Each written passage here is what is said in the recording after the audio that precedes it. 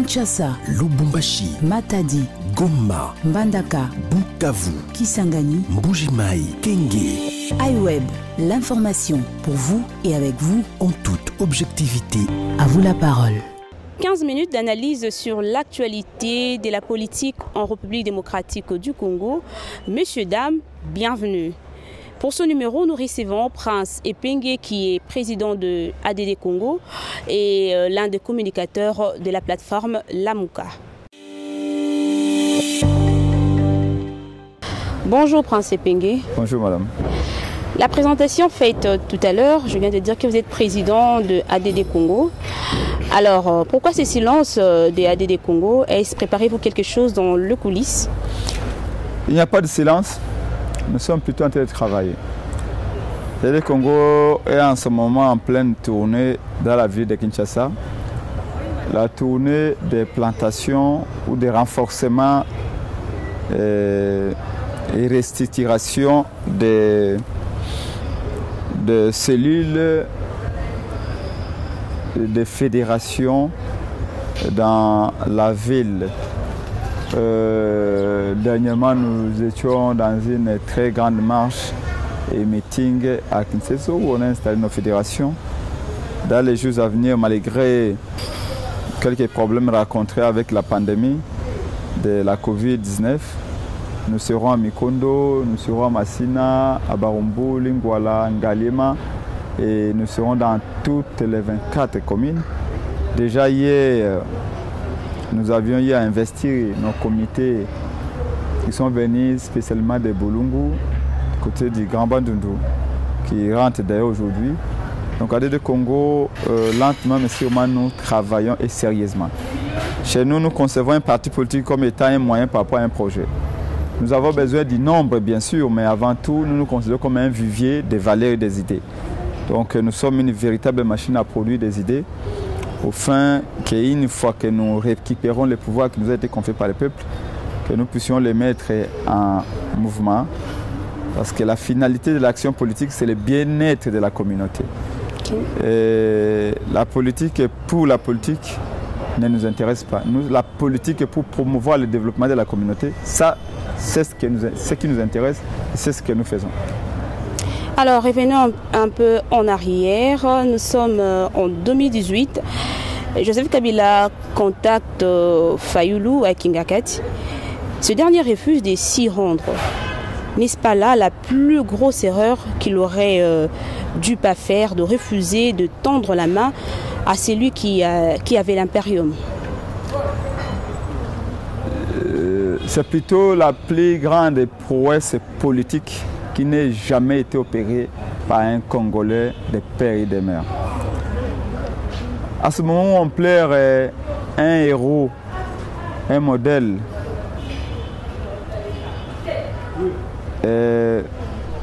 une icône, à savoir Papa Cardinal Mosengo, nous y arriverons peut-être. Je suis très à l'aise de vous dire que si ces pelouses ici de Faden House, Prince Epenge était debout avec l'honorable Pouila, qui actuellement est devenu le ministre du développement, le ministre des droits humains, Fabrice Pouila. Les jours ils sont rentrés de chez Zerogi, de la MONUSCO, pour qu'on voie comment faire en sorte que le président élu Martin Fayulu et l'ancien président se rencontrent pour que ce dernier négocie sa sortie. Fayulu avait dit non. C'était un non de principe. Est-ce qu'aujourd'hui il ne le regrette pas? Il ne le regrette pas aujourd'hui. Nous ne regrettons. C'était un secret de Pochiné. Nous ne regrettons rien. Au contraire, nous sommes fiers de son attitude. Parce que la vérité restera la vérité. Comme on dit, la vérité prend les escaliers alors que les mensonges prennent l'ascenseur. Mais à la fin, c'est toujours la vérité qui gagne. Nous pensons qu'il avait agi comme il fallait, comme il se devait, pour protéger les intérêts des Congolais. Et le peuple qui a voté Fayulu en 2018 est le même qui va voter en 2023. Et nous sommes convaincus que parce qu'il a défendu des valeurs, le peuple va lui redonner encore sa confiance. Et nous ne sommes pas à la recherche d'argent. Fayulu, économiste qu'il est, savait très bien qu'est-ce que c'est qu'être président de la République, qu'est-ce qu'il peut bénéficier comme prestige, comme un moyen. Mais malgré tout cela, il avait dit, c'est le peuple qui donne le pouvoir. Donc c'est dans l'histoire. Et comme Mosengo est devenu un modèle aujourd'hui, Fayulu est déjà un modèle alors qu'il y vit. Et donc nous sommes assez fiers de ce qu'il avait pris comme décision. Et nous pensons que c'est une décision qui devait être prise au moment où elle a été prise et dans les conditions où elle a été prise. Et pour un peuple qui ne pouvait que comprendre et surtout louer ce courage-là. Alors, le folle rumeur ont circulé sur les réseaux sociaux selon lequel Fayulu Muzitu serait en disposition avancée avec Joseph Kabila pour cogiter sur la stratégie à prendre. Dans votre monde, à vous journalistes, on définit les rumeurs comme étant les fruits de l'intox. Les rumeurs peuvent aussi devenir des informations. Malheureusement, c'est une rumeur, ça restera une rumeur. Parlant de cela, au micro de votre confrère Christian Lusakweno de Top Congo, le président élu avait dit qu'il n'a jamais raconté Kabila et de toute sa vie, il n'a jamais serré la main à Kabila. Je crois que si au-delà de ça, nous pouvons ajouter un mot, c'est simplement pour répéter ce qu'il a déjà dit. Il est l'un des rares politiciens congolais au plus haut niveau qui n'a jamais serré la main à Joseph Kabila. Hier, nous avions dit non à Kabila quand il avait le pouvoir. Aujourd'hui, qu'il n'a plus le pouvoir, nous allons lui dire oui pour négocier quoi? Négocier sa barbe. Je ne pense pas. Mais comme vous le savez, l'IDPS, dans sa code génétique, c'est les mensonges qui règnent. L'IDPS est la mère qui a mis au monde les mensonges, les fake news, 80% des informations. Voulez-vous parler de l'UDPS ou bien du FCC? Bien sûr. Donc ce sont des rumeurs qui sont sorties des officines de l'IDPS. Apparemment, ce n'est plus le FCC, les partis menteurs, c'est maintenant l'UDPS. Bien sûr, c'est l'IDPS qui ment chaque jour, bien sûr avec l'intention de nuire.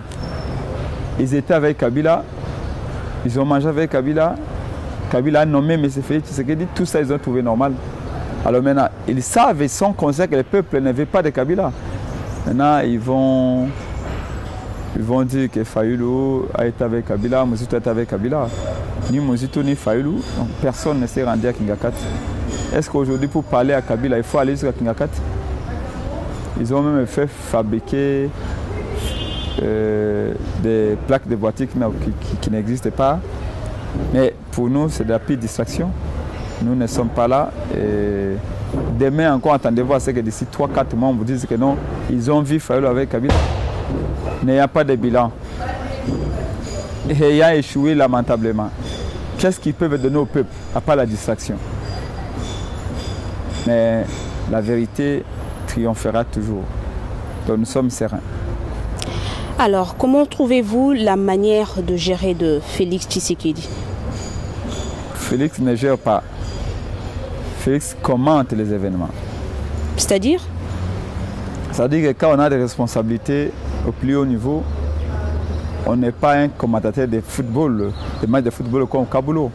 On est joueur et acteur, on agit et le peuple compte les résultats. Félix, c'est un peu comme un Kabulo. Il voit les événements se faire, se dérouler, et puis après il viendra avec son micro pour nous dire je ne connais pas, je n'étais pas au courant, je n'étais pas informé. Donc il est le chef de l'État comme vous l'appelez, mais il n'a jamais été responsable de quoi que ce soit. Regardez la vie des Congolais. Aujourd'hui, les 12, je crois, les médecins devaient être en grève aujourd'hui. Ce matin, il y a eu des millions de Congolais qui ont fait le pied dans toute la ville. Grève générale des transports en commun. À l'Est, il a décrété un état de siège qui est tout simplement un moyen de mettre au silence toutes les voix dissidentes. l'économie du Congo est en lambeau, les agents de l'État ne sont pas payés, les militaires sont les plus malheureux de la République. Et la gestion de Félix Tshisekedi, si on doit parler de gestion, relève d'une gestion des amateurs. On a plutôt à faire, oui, c'est dit de l'amateurisme, comme l'a dit le président élu Martin Fayulu et les connotés de la Mukado Fomzito. Il y a un problème de leadership au sommet de l'État. Voilà pourquoi nous exigeons que les élections viennent vite et qu'on ait enfin un leader averti, un leader formé, équipé pour donner sens aux revendications des Congolais. Donc vous attendez 2023 avec impatience. Mais nous le savons tous que vous avez combattu Félix Tshisekedi parce que c'est celui qui est devenu le 5e président de la RDC. Mais quand même, lui, il a accepté de co-diriger avec Joseph Kabila, son partenaire. La coalition FCC Cash étant tombée 2 ans après, qu'est-ce qui peut justifier encore une telle opposition si ce n'est pas dans la logique de la pensée « ôte-toi que je m'y mette ». Si c'était « ôte-toi que nous nous y mettons », ôtez-vous que nous nous y mettons, c'est en 2018 qu'on allait être au pouvoir en disant à Kabila, on vous protège comme Félix le protège aujourd'hui. On protège votre fortune comme Félix la protège aujourd'hui. Et on se fait de l'argent, on s'achète des maisons. Mais ce n'est pas ça la logique. Si nous parlons de la vérité des urnes, en réalité, il s'agit de dire, vous avez voulu le changement, il faut vous battre pour obtenir le changement. Le changement tant entendu par le peuple n'est pas arrivé. Nous n'avons rien contre Félix Tshisekedi, seulement il a trahi la nation, il a trahi les combats de ceux qui ont libéré ce pays de l'indépendance, il a trahi même les combats de son père. Et nous sommes dans une illusion démocratique que lui appelle un état de droit. Illusion démocratique? Vous parlez de 5e président de ce pays, mais il mettait l'épithète que c'est un 5e président nommé. C'est dans ce sens-là. Nommé? Ah oui, nommé par Kabila, élu? bien sûr. Félix a été nommé par Kabila, ça vous le savez, tout le monde le sait. Et mais il n'y a pas de preuves. Écoutez, si vous voulez chercher des preuves, je ne sais pas où, c'est vous. C'est un peu comme une femme qui est mariée, si une avenir, on lui pose la question si elle est mariée, elle dit « je ne le suis pas ». Bon, si à l'interne, elle sait qu'elle est mariée, c'est ce qui compte. Alors, je pense que, en ce qui me concerne, les élections telles que passées en 2023, puis en 2018, n'ont jamais reflété ce qu'a été la volonté du peuple. Nous pensons que face à cet échec partant de M. Félix Tshisekedi, face à son incapacité à diriger ces grands Congos, ces grands pays, la solution serait que les élections viennent vite. Les élections anticipées. Dans de bonnes conditions. Anticipées ou pas, mais que celles-ci se passent dans de bonnes conditions, où il y aura moins de fraude pour qu'enfin notre peuple s'exprime librement. Voilà les combats de la Mouka actuellement, les combats de mon parti des Congo, les combats de notre leader Martin Fayulu et des associations pour la démocratie. Vous avez vu les passages en force que Félix a tenté avec la loi électorale, parce que pour lui, même un rêve, d'ailleurs il y a des Quinois qui disent attaque au Félix à Pakoli Dongo pour aller en 2023 à Kolekate. Donc, étant conscient de son échec, de ces multiples promesses réalisées, Félix veut s'octroyer sa CNI taillée à sa mesure, parce que Félix était un très bon élève de Kabila, il faut le rappeler. Tout ce que Kabila faisait, il est en train de copier mot après mot. Et il pense que comme Kabila avait contrôlé la Cour, il doit contrôler la Cour. Comme Kabila avait contrôlé la CNI, il doit contrôler la CNI. Comme Kabila avait fraudé, il doit frauder. Il a des choix, soit de glisser, à ne pas organiser les élections, soit d'organiser les élections chaotiques, les frauder pour se maintenir au pouvoir. Voilà. La question est de savoir pourquoi alors ce peuple s'est battu. C'était pour voir un autre Kabila qui vient avec un visage de Félix, mais avec un corps, un cœur et des réflexes politiques qui sont des Kabila. Nous, à DD Congo, à la Mouka, Dynamique pour la vérité, tous nos partenaires nous disons non, ça ne passera pas. Comme vous avez vu nos amis de Lucha qui disent cette loi est une très mauvaise loi, ça ne passera pas. Parlons un peu de cette loi. L'actualité en RDC, c'est aussi les dépôts au bureau de l'Assemblée nationale de la proposition de la loi sur la congolité par les députés Singi Pouloulou. Allons dans le débat de fond. Ne voyez-vous pas qu'il est important de verrouiller l'accès aux fonctions de souveraineté de Congolais nés d'un parent étranger que redoute la classe politique? La proposition de loi de M. Tchani sur la nationalité est une imbécilité. La Mouka rejette totalement cette proposition de loi. Un monsieur qui n'a même pas 2 mètres carrés de terre ici au Congo, mais qui s'est tapé la poitrine d'avoir servi à la Banque mondiale ou à l'FMI pendant plus de 20 ans. Un monsieur qui est lui-même américain, ses enfants sont américains, vient au Congo nous dire tous les métis qu'il y a au Congo peuvent vendre, peuvent acheter, mais sauf servir les nations au niveau le plus élevé. Je dois vous rappeler, ou dois-je vous rappeler que on peut être Congolais de père et de mère et être à la fois traître à la nation. Ceux qui ont tué la Miba, c'est des Congolais de père et de mère. La Miba qui a produit un des diamants les plus gros au monde. La ville minière de Mboujima ressemble à un grand village des années 20. Et pourtant dirigé toujours par des enfants, des Congolais de père et de mère. Vous allez à l'Équateur, l'Équateur ressemble à un quartier d'une époque de l'homme de l'homo habilis comme on nous l'avait appris. Mais l'Équateur a produit des plus gros gris, mais du bois de qualité qui fait le bonheur de tous les riches hommes américains et européens. Mais qui ont dirigé les bois de l'Équateur, qui ont vendu les bois de l'Équateur, c'est les Congolais des pères et des mères. Vous allez au Katanga, les enfants du Katanga souffrent de la malnutrition. Alors que vous allez trouver des mines de cuivre, de la cassiterite qui ont laissé des trous béants et les populations katangaises environnantes n'ont absolument rien à se mettre sous la dent. C'est toujours les Congolais qui ont mis nos populations dans cet état. Donc, on attend de la part d'un économiste des réformes d'ordre économique, d'ordre financier, d'ordre fiscal. Mais c'est Tchani a atterri comme un cheveu dans la soupe au Congo avec un plan Maréchal, un plan économique, selon lui, qui allait développer le Congo à moins de 5 ans. Et tout à coup, son plan, il les jette au fleuve, il commence à amener des réformes qui n'ont ni tête ni queue. En réalité, ce qu'il vise, c'est de distraire les gens, comme ils veulent distraire les gens avec la loi sur le recensement, pour laisser passer des bêtises comme la loi sur la CENI. Mais tout le monde a compris cela. La diversité est une richesse.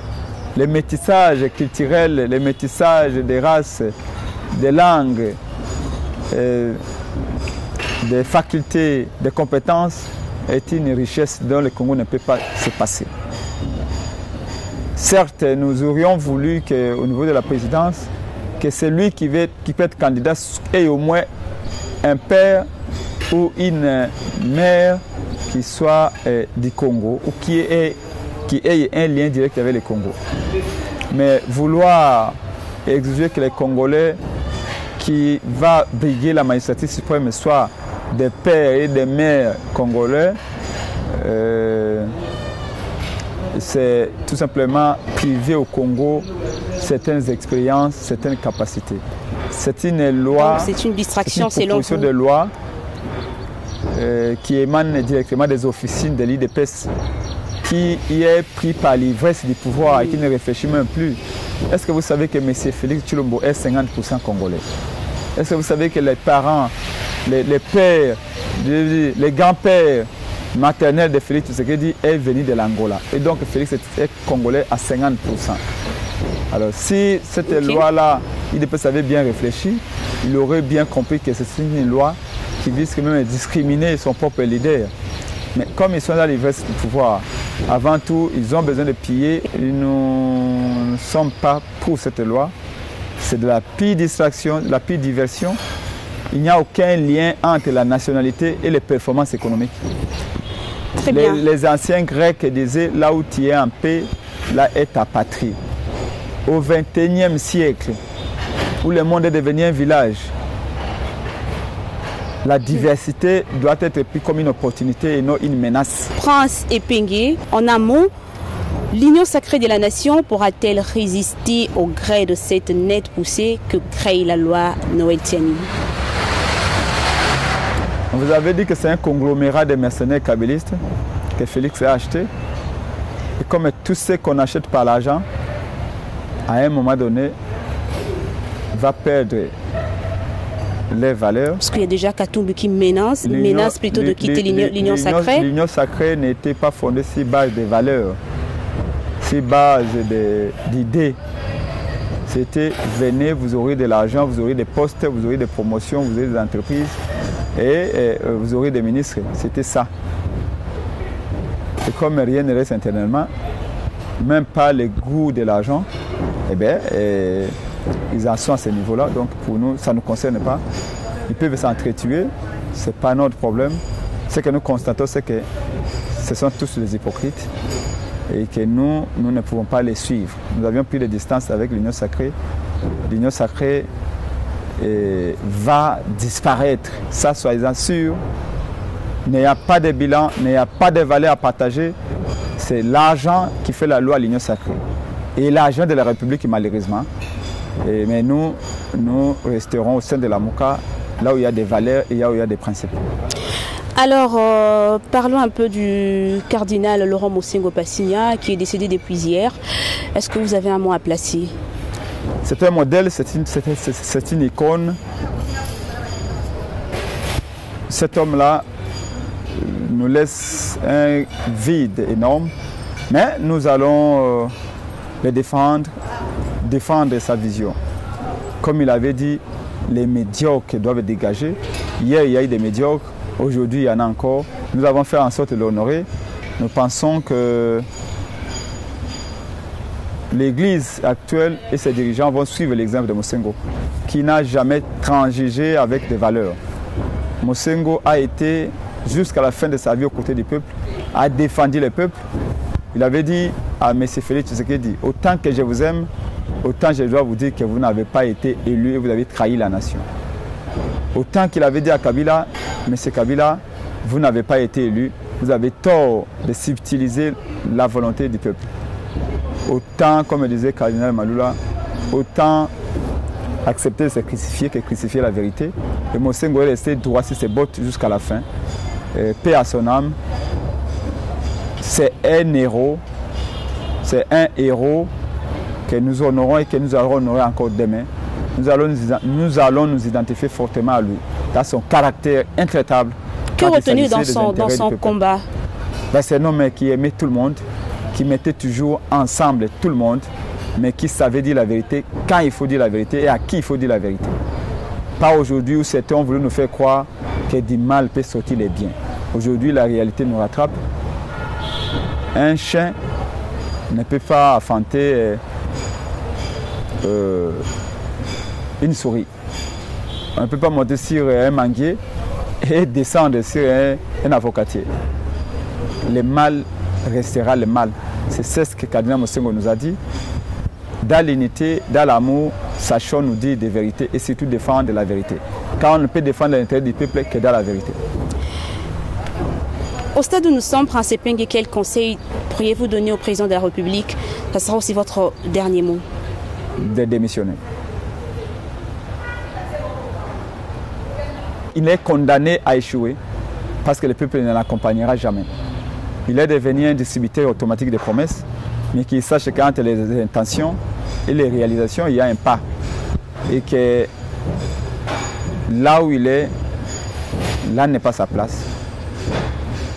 Nous souhaiterions qu'il comprenne qu'il ne s'est pas bâti pour l'indépendance du pays, Prince Epenge non plus, Fayulu non plus, mais qu'il arrête de penser qu'il peut nous intimider.